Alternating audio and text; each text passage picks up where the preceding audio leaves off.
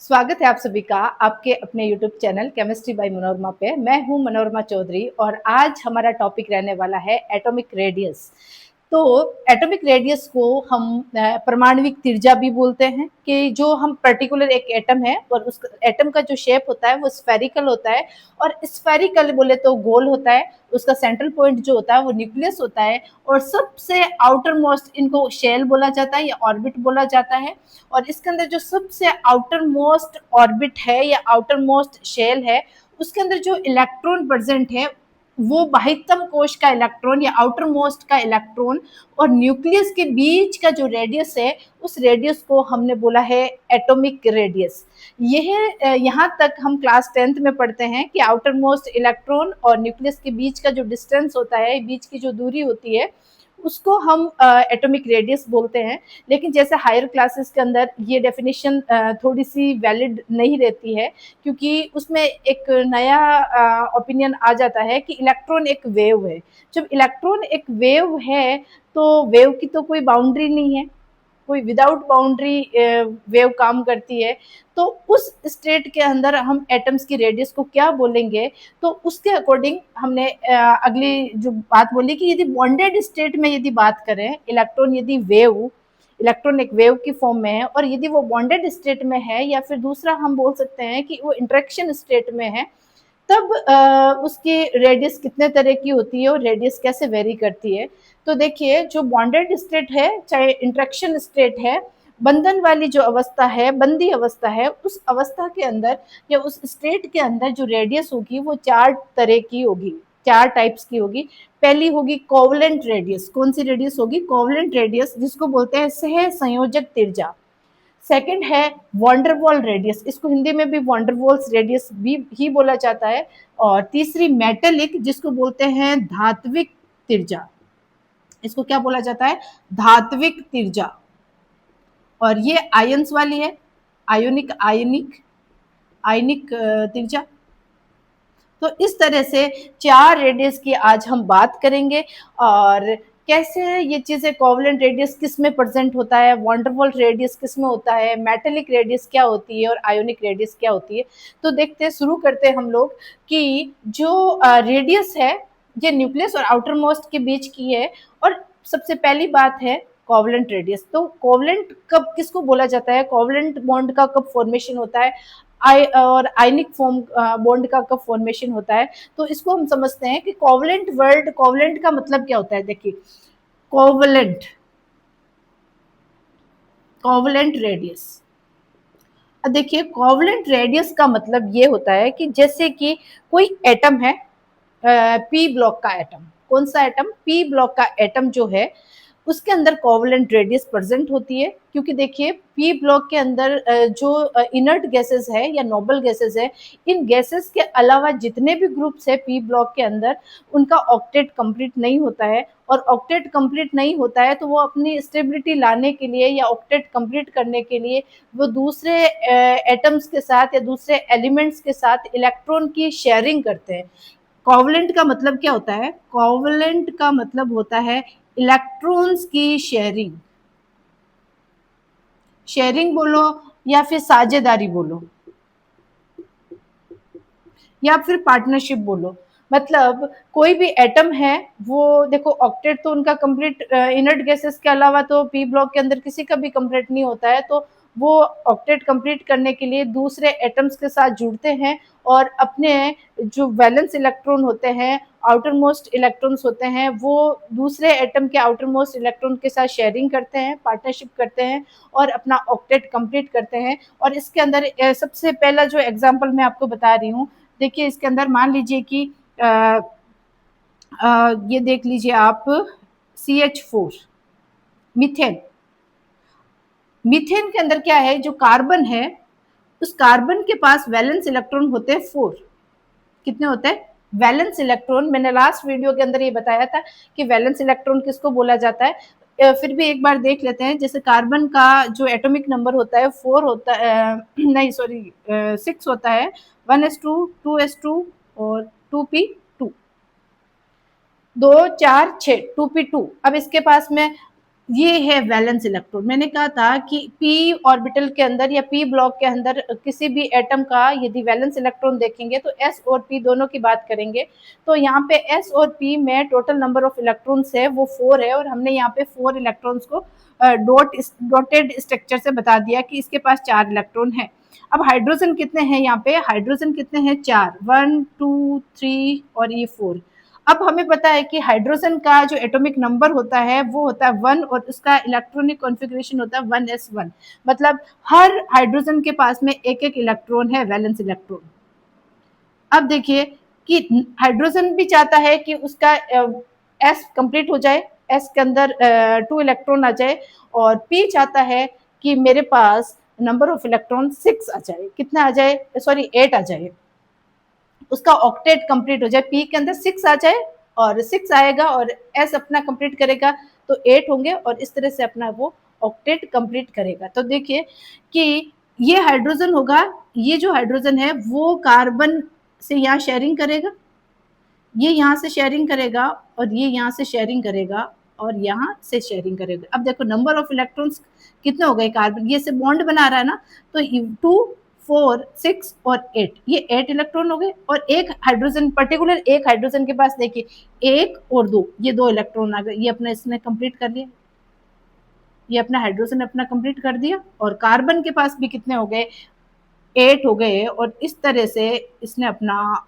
Octet complete कर लिया। और ये पार्टनरशिप या इलेक्ट्रॉन की साझेदारी से ये अपना ऑक्टेट कंप्लीट करते हैं। तो पी ब्लॉक के जितने भी एटम्स हैं इनर्ट गैसेस को छोड़कर सारे के सारे इलेक्ट्रॉन्स कोवलेंट बॉन्ड बनाते हैं। बोले तो इसके अंदर इलेक्ट्रॉन जो होता है वो शेयरिंग में जाता है या फिर पार्टनरशिप में जाता है। और ये जो जितने भी मॉलिक्यूल्स का फॉर्मेशन करते हैं, ये सारे मॉलिक्यूल्स जो है वो सब के कौन सी रेडियस रखेंगे, कोवलेंट रेडियस रखेंगे। तो यहाँ पर कोवलेंट रेडियस के अंदर क्या होगा, जैसे अब मैं कोई स्ट्रक्चर बना रही हूँ, जैसे कि ये कोई एक एटम ए है, एक दूसरा एटम बी है,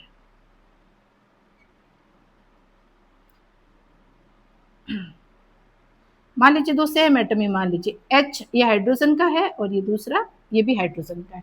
अब देखिए इसके पास में क्या होगा, इस हाइड्रोजन के पास भी क्या है 1s1 ही है, और ये भी क्या है 1s1, और ये भी चाहता है मेरा S कंप्लीट हो जाए तो इससे पार्टनरशिप करेगा। और ये जो इलेक्ट्रॉन S है इसके पास भी नंबर ऑफ इलेक्ट्रॉन्स 1 है, ये भी चाहेगा इसके साथ शेयरिंग करे। तो इस तरह से ये वाला जो इस तरह का स्ट्रक्चर बता रही हूँ कि दोनों एटम्स है जो एक दूसरे के साथ में ओवरलैप कर रहे हैं, ये ओवरलैप वाली स्टेट को ही क्या बोला जाता है, कोवलेंट बॉन्ड। क्या बोला जाता है, कोवलेंट बॉन्ड। ये जो कोवलेंट बॉन्ड है, और ये कोवलेंट बॉन्ड है, ये दो एटम है, ये हाइड्रोजन और हाइड्रोजन, और इन्होंने पार्टनरशिप करके या फिर शेयरिंग करके एक जिस बॉन्ड का फॉर्मेशन किया उसको कोवलेंट बॉन्ड कहा गया। अब देखिए हम इसमें कोवलेंट बॉन्ड वाले कंपाउंड्स के अंदर हम ये पता करेंगे कि कोवलेंट रेडियस कैसे निकाली जाती है। तो ये यहाँ का, ये इसका न्यूक्लियस है और ये इस एटम का न्यूक्लियस है। ये दोनों न्यूक्लियस, या फिर मैं उसका बोल दूं दोनों एटम का ये सेंट्रल पॉइंट है। दोनों के सेंट्रल पॉइंट, ये सेंट्रल पॉइंट किसका है, ए का, और ये भी किसका है, ए का। तो मैं ऐसे लिख सकती हूँ, ये DAA, ये दोनों का सेंट्रल पॉइंट हो गया। और इसी को हम बोलते हैं बॉन्ड लेंथ। क्या बोला जाता है इसको, बॉन्ड लेंथ। दोनों बॉन्ड के बीच का लेंथ, बॉन्ड लेंथ, बीच की डिस्टेंस, दोनों बॉन्ड के, दोनों के सेंट्रल पॉइंट, ये दोनों का सेंट्रल पॉइंट है। सेंट्रल पॉइंट को मिलाने वाली रेखा को क्या बोलते हैं, लेंथ को क्या बोला जाता है, बॉन्ड लेंथ। तो कोवलेंट रेडियस कैसे निकाली जाती है, कोवलेंट रेडियस जो होगी वो कैसे निकाली जाएगी कि ये जो बॉन्ड लेंथ है, ये बॉन्ड लेंथ है, या फिर हम बोल सकते हैं बाबूलाल है। ये बाबूलाल कैसे, कौन आ गया भैया, BL, इसका शॉर्ट फॉर्म क्या है, BL। BL का मतलब बाबूलाल, ऐसे याद रखना ज्यादा इजी लगेगा। इसका आधा, इसका हाफ क्या होगी, कोवलेंट रेडियस। कौन सी रेडियस होगी, कोवलेंट रेडियस। तो कोवलेंट रेडियस इस तरह से निकाली जाती है कि दो एटम है, दोनों एटम्स ने अपने इलेक्ट्रॉन शेयर किए, दोनों ने अपनी पार्टनरशिप की और दोनों की जो एटम्स है वो एक दूसरे को ओवरलैप कर रहे हैं और ये ओवरलैप करने वाली बॉन्ड को ही हम कोवलेंट बॉन्ड बोलते हैं। और दोनों एटम के बीच का जो सेंटर से सेंटर तक का, एक एटम के सेंटर से लेकर दूसरे एटम के सेंटर तक के बीच का जो डिस्टेंस होता है उसको बॉन्ड लेंथ कहा गया है। और जो कोवलेंट रेडियस होती है, इस बॉन्ड लेंथ का आधा जो होता है, इस बॉन्ड लेंथ की ये आधा, ये वाला, ये क्या है, ये है कोवलेंट रेडियस। ये जो हमने इस मॉलिक्यूल की बात की है, ये H2 है। कहने का मतलब है दोनों एटम की इलेक्ट्रॉन नेगेटिविटी सेम है, दोनों को इलेक्ट्रॉन गेन करने की कैपेसिटी सेम है। लेकिन यदि यहाँ पे कोई डिफरेंट मॉलिक्यूल आ गया, मान लीजिए यहाँ पे HCl आ गया, कौन सा आ गया, HCl आ गया, तो HCl वाले मॉलिक्यूल्स के अंदर क्या होगा, जैसे मान लीजिए कि ये हाइड्रोजन है और ये क्लोरीन है, ये क्लोरीन है, ये हाइड्रोजन है। अब इन दोनों के बीच का जो डिस्टेंस है, अब देखिए दोनों की साइज भी क्या है, डिफरेंट है, इनका जो इलेक्ट्रॉन नेगेटिविटी भी डिफरेंट है और इनके बीच ये इलेक्ट्रॉन नेगेटिविटी भी दोनों की क्या है, डिफरेंट है। तो इन दोनों का सेंट्रल पॉइंट ये रहा, ये क्लोरीन है, इसका ये सेंट्रल पॉइंट है और इसका भी ये सेंट्रल पॉइंट है और इसको हमने ऐसे बोल दिया DHCl, ये बोल दिया। और ये क्या, इसकी बॉन्ड लेंथ है, तो यहाँ पे इसकी जो बॉन्ड लेंथ होगी कोवलेंट बॉन्ड की, कोवलेंट रेडियस कैसे निकाली जाएगी, इसकी कोवलेंट रेडियस निकाली जाएगी R, जैसे इसको A मान लो, इसको B मान लो। कहने का मतलब है कोई जरूरी नहीं है कि ये वाला मॉलिक्यूल आए, कोई डिफरेंट एलिमेंट भी आ सकता है। तो हम इसके जो रेडियस, कोवलेंट रेडियस निकालने का फॉर्मूला है RA plus RB minus 0.09 XA minus XB। ये XA और XB क्या है, ये है इलेक्ट्रॉन नेगेटिविटी ऑफ एटम या एलिमेंट।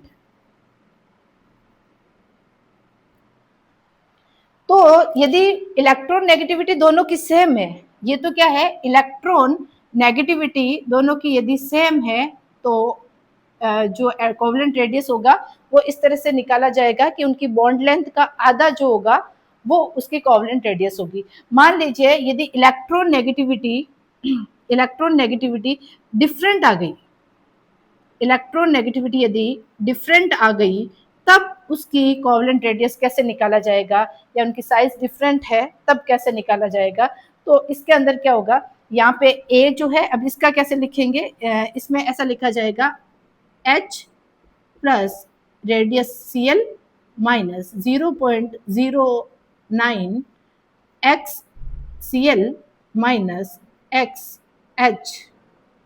इस तरह से जो कोई भी आपको मॉलिक्यूल दे रखा है, तो आप उसकी यदि इलेक्ट्रॉन नेगेटिविटी सेम है तो ये बॉन्ड जो कोवलेंट रेडियस है इस तरह से निकाल सकते हो, और यदि इलेक्ट्रॉन नेगेटिविटी डिफरेंट है तो ये फॉर्मूला यूज होगा। इसका स्पेशली ध्यान रखना, ये कोवलेंट रेडियस हुई। कोवलेंट रेडियस जो होगी वो P ब्लॉक के एलिमेंट्स के अंदर होगी, इनर्ट गैसेस में नहीं होगी। इनर्ट गैसेस के अंदर वॉन डेर वाल रेडियस होगी। तो आप इसको एक बार नोट कर लीजिए कि इसमें कोई दिक्कत नहीं आए आपको, इसका स्क्रीनशॉट ले लीजिए। और नेक्स्ट स्टार्ट करते हैं हम van der Waals radius. Second है वॉन डेर वाल रेडियस। देखिए वॉन डेर वाल जो रेडियस है ना, वो मिलेगी अपने को इनर्ट गैसेस में। किस में मिलेगी, नोबेल गैसेस में। नोबेल गैसेस के अंदर आपको, या इनर्ट गैसेस के अंदर मिलेगी वॉन डेर वाल रेडियस। अब देखिए कोवलेंट रेडियस की बात कर ली, जिन कंपाउंड्स के अंदर कोवलेंट बॉन्ड का फॉर्मेशन होता है उसके अंदर कोवलेंट रेडियस होती है। दोनों की इलेक्ट्रॉन नेगेटिविटी यदि सेम है तो उनकी बॉन्ड लेंथ का आधा कर दे, और यदि दोनों की इलेक्ट्रॉन नेगेटिविटी डिफरेंट है तो आपको फॉर्मूला यूज करना पड़ेगा RA प्लस RB माइनस 0.09 और दोनों की इलेक्ट्रॉन नेगेटिविटी का डिफरेंस। ठीक है। और सेकंड अपनी वंडरवॉल रेडियस है, ये आपको नोबेल गैसेस के अंदर या इनर्ट गैसेस के अंदर, या फिर हम बोल सकते हैं ग्रुप 18 के जो जितने भी एलिमेंट्स है उसके अंदर वंडरवॉल रेडियस बोली जाएगी। अब वंडरवॉल रेडियस क्या होती है, ये जितने भी रेडियस है, ये वंडरवॉल रेडियस जो भी है ये गैसेस के अंदर है। और गैसेस के अंदर क्या होता है कि नंबर ऑफ पार्टिकल्स जो होते हैं, एटम्स जो होते हैं या गैसेस जो होती है वो क्या बहुत दूर दूर होती है, तो इनके अंदर कोई फोर्स ऑफ अट्रैक्शन काम नहीं करता, कोई बॉन्ड नहीं होता है। तो मान लीजिए कि ये वाला है एटम, एक दूसरा है, मान लीजिए ये H2 है, ये भी H2 है, या फिर दूसरा ऐसे मान लीजिए ये हीलियम गैस है और ये भी क्या है, हीलियम गैस है। ठीक है, तो इनके बीच में क्या होता है, कोई फोर्स ऑफ अट्रैक्शन नहीं है, बहुत दूर दूर तक के मॉलिक्यूल्स है। ठीक है, तो इनके बीच का जो ये रेडियस, ये जो डिस्टेंस है जिसके अंदर कोई भी बॉन्ड नहीं है, विदाउट बॉन्ड काम करता है, इसके अंदर कोई भी बंद नहीं होता है, और इनके जो बीच का जो डिस्टेंस होता है, इनके डिस्टेंस का जो डिस्टेंस, बीच का जो डिस्टेंस है, इनका हाफ भी क्या होता है, वंडरवॉल रेडियस होता है। इसके अंदर फोर्स ऑफ अट्रैक्शन काम नहीं करता है क्योंकि इसके अंदर कोई बॉन्ड नहीं होता है, ये गैस है और गैस के पार्टिकल्स कभी पास पास में नहीं होते, और इस तरह से इनके जो पार्टिकल्स होंगे दूर दूर होंगे, और इस तरह से इनकी रेडियस जो होगी वो नोट की जाएगी। ठीक है, जैसे यहाँ पे ऐसे लिख लेंगे H2 अपॉन डिवाइडेड बाई 2, ये वंडरवॉल रेडियस हो जाएगी।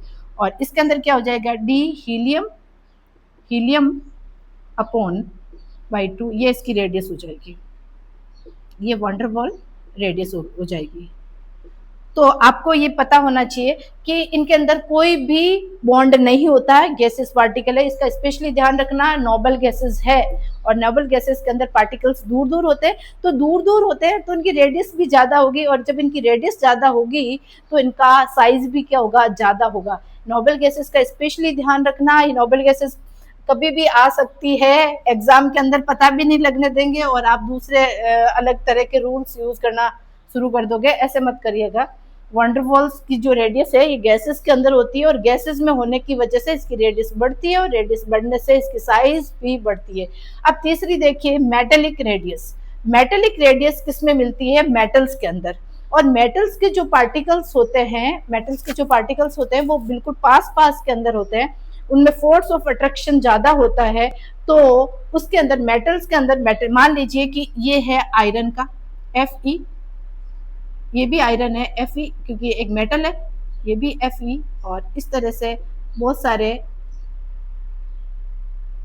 मेटल की बात कर लेंगे। और इस तरह से ये दो एटम के बीच का, या मान लीजिए ये इसका सेंट्रल पॉइंट है, ये इसका सेंट्रल पॉइंट है, इन दोनों के बीच का जो डिस्टेंस है, इनकी जो बॉन्ड लेंथ है, इसका आधा क्या हो जाएगा, मेटेलिक रेडियस या धात्विक रेडियस, त्रिज्या।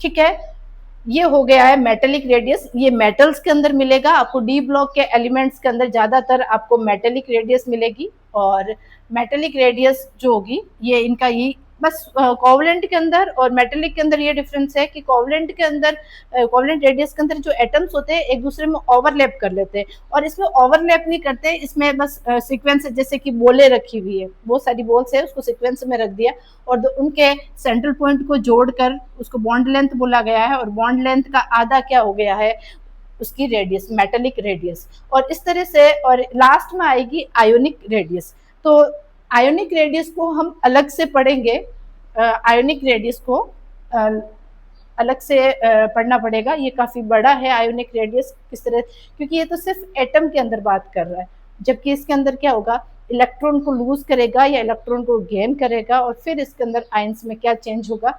यदि देखिए इसके अंदर यहाँ से क्वेश्चन सबसे ज्यादा आता है कि इनको, इन तीनों का सबसे ज्यादा पूछा जाता है कि सबसे ज्यादा मतलब डिक्रीजिंग ऑर्डर के अंदर एटॉमिक रेडियस को अरेंज कीजिए। तो देखिए कोवलेंट के अंदर तो शेयरिंग कर लेगा, ओवरलैप करेगा, इसके अंदर कोई लेना देना नहीं है, पार्टिकल्स दूर दूर होंगे, और इसके अंदर मेटल्स जो होगी वो पास पास में होगी। अब देखिए इसके अंदर कि पार्टिकल्स दूर दूर होंगे तो फोर्स ऑफ अट्रैक्शन नहीं होगा, दूर दूर होंगे तो साइज भी क्या होगी, ज्यादा होगी, रेडियस भी ज्यादा होगी। तो सबसे बड़ी होती है वंडरवॉल रेडियस। कौन सी होगी, वंडरवॉल रेडियस, ये सबसे बड़ी रेडियस है। उसके बाद देखिए, यदि कोवलेंट की बात करें और मेटेलिक की बात करें, धात्विक की बात करें, देखो कोवलेंट के अंदर तो देखो ये डिस्टेंस बीच में कम हो गया ना, क्योंकि ओवरलैप कर गया तो साइज और कम होगी। और इसके अंदर क्या है कि ओवरलैप नहीं किया, दोनों पास पास में है, तो इसके कंपेरिजन में मेटेलिक की रेडियस थोड़ी सी बड़ी है, इसका मतलब सबसे बड़ी है वंडरवॉल रेडियस। फिर उसके बाद में है मेटेलिक रेडियस, मेटेलिक रेडियस, और मेटेलिक रेडियस के बाद में है कोवलेंट रेडियस। ये सबसे ज्यादा एग्जाम के अंदर पूछा जाता है, इसका सीक्वेंस पूछा जाता है। और उसके बाद में आयोनिक रेडियस आ जाएगी, उसके बाद में आयोनिक रेडियस आ जाएगी। तो आपको बिल्कुल इसमें ध्यान रखना है कि कितने टाइप्स की होती है, क्या इसका ऑर्डर होता है, और किस तरह से ये काम करता है।